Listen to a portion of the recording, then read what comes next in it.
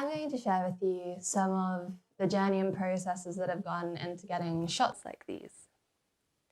I got asked to do this talk partly because of my role as an underwater camera operator in Steve Backshall's Undiscovered Worlds featured on BBC, or Expedition on UKTV Dave. I was blown away by the on-set claustrophobia the cave sequences seemed to instill in the audience, and the total disbelief as to how anyone could just go into a dark, flooded, enclosed environment, let alone filming people doing so for the first time. I think there is a general misconception that cave diving is this adrenaline junkie sport. However, this is simply not true. In fact, what attracted me so much to cave diving is that it is meticulously planned, days, hours before you even enter the water. And it's planned down to the minute. To varying degrees, my technical diving career has been based around confusing survival with success. Over the past 8 years, I'd sum up my technical diving career as having gone something like this: that we all feel invincible until we realize we're not. Ironically, this was the most defining point, not the achievement of a specific horizontal or vertical depth, or just the grueling hours of required training, but this portion, where I suddenly realized I wasn't invincible anymore. When I had enough knowledge and experience to realize how little I actually knew, and that to continue with extreme diving and seeking to break personal depth records, I was at risk of confusing survival with success with potentially fatal consequences. This is what drew me to cave diving, and it came along at a very critical time for me where I needed standardization and procedure, the opportunity to consolidate and retrain, and dive with people that were like-minded and safe. Executing a cave dive is similar to a very carefully rehearsed performance. On a dive, I know down to the minute where I should be in the cave, calculated off my average swimming speeds.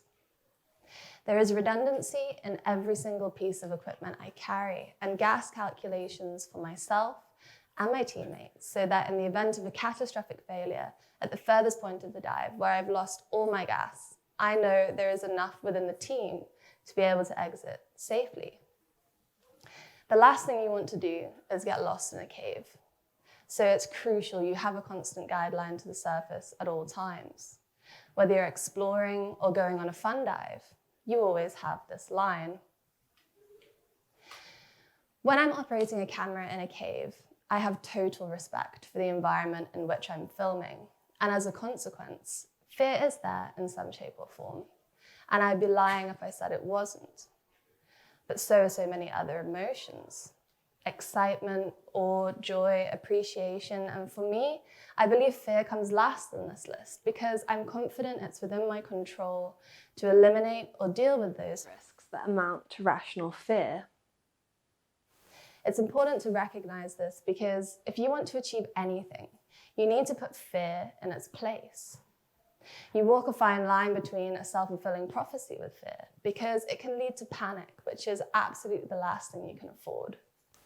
These images aren't just me with a camera. They're people exploring to find the magnificent places. They're people placing lights, modeling, or with their own backgrounds of thousands of hours of training and experience to take something that's forming in geological time and make it come alive in a space of seconds. Your team should respect your limits and know their own and be at a level where they have the ability to have awareness beyond themselves for other members of the team's body language and the environment, because otherwise it negates them being a safety component. Despite what some of you may think, what kills people in caves is not the cave, it's people. In fact, I don't know of a single accident analysis document that specifically describes somebody being killed by the cave. In diving in general, but with cave diving in particular, there is a real accident pit, which, due to a snowball effect, at a certain point, there is little to no chance of returning. A simple example that we can see in this diagram is if you take a team with bad buoyancy. One person has an equipment failure and cannot maintain their buoyancy while trying to resolve the issue. They are constantly kicking the floor, stirring up a cloud of sediment. If this person is lacking in fundamental skills like buoyancy, trim, or propulsion techniques, then under stress and task loading, they probably haven't got the wherewithal to make a light signal to their buddy, alerting them that there's an issue. In a worst case scenario, we have a zero visibility event, where the now solo diver is closing tank valves, reducing their volume of breathing gas in a very stressful situation. Trusting your gut and having the conviction to call people out who are displaying unsafe mentality or behavior, or perhaps are not as experienced as they would like to believe, can take a lot of skill and courage. And it's not an easy stance to take sometimes. So many social factors prevent us from doing this, especially as these people tend to be tied to very strong personalities. Goal orientation is never a good thing. You need to have the skill, be it in exploration, camera operation, or life in general, to know your limits, stick by them, and achieve what you want without causing damage to yourself, the environment, or other people in the process. Some things can be seen as a logical thing to be afraid of, and it's just a process of reducing it down to a manageable level. When you do this, you really understand where your head is at, because to admit what you're truly afraid of to yourself or anyone else is actually a really hard thing to do. Other things are pretty irrational, but we're still afraid, despite the fact we know it's silly. My irrational fear is cave monsters. This is my depiction of what I imagine a cave monster would look like. This guy creeps into my mind, especially after a long dive. I'm coming out of a remote cenote, the sun is setting, there's no steps out, and it's a little bit like a muddy puddle in the jungle and you can't see the bottom. You're not in sync on getting changed. Your buddy has already washed their equipment and brought up their tank, so you have to now explain to them that you don't want to go back down to the cenote on your own that's bathed in twilight, because this guy may be lurking in there, jump out and grab you and drag you back down to the cave where you've just been for, 3 hours. Sounds all pretty silly, right? How do I deal with it? Baptism of fire. With some fears, you just have to jump in that dark cenote and say, "Come at me, cave monster." And he doesn't. I'm still here. So apparently it works. I'm doing it right now, actually. You are all my cave monsters. This is the first public speaking event on this scale I've ever done, and it's way more scary for me than any cave dive. So some fears are just silly. Confront them. You'll be missing out on a whole lot if you don't. Cave diving was never my end goal. It was a place I found myself along the way to reaching my end goal of working in natural history film. But what a beautiful place it was to stop for a while. I feel very fortunate to have had the time to spend honing that skill and being able to capture truly what is one of the world's final unexplored frontiers. I decided at 18 underwater film was the career I wanted to pursue. It felt quintessentially the best job in the world and still does.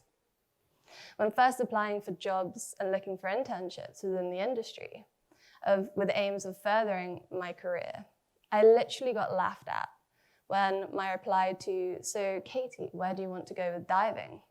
was, "Well, I want to do the kind of film with a David Attenborough voiceover." However, I wasn't joking. And I remained resolutely silent with quiet confidence that one day I'd be doing just that, because for me, that aim was not negotiable. In the beginning, having come pretty much straight out of school, I naively thought there'd be a step-by-step career guide on this. There wasn't, and there was no easy-to-find route to getting where I wanted to be. In the end, I asked the question, what if I took the £28,000 it was going to cost me to do my degree and put it into diving qualifications?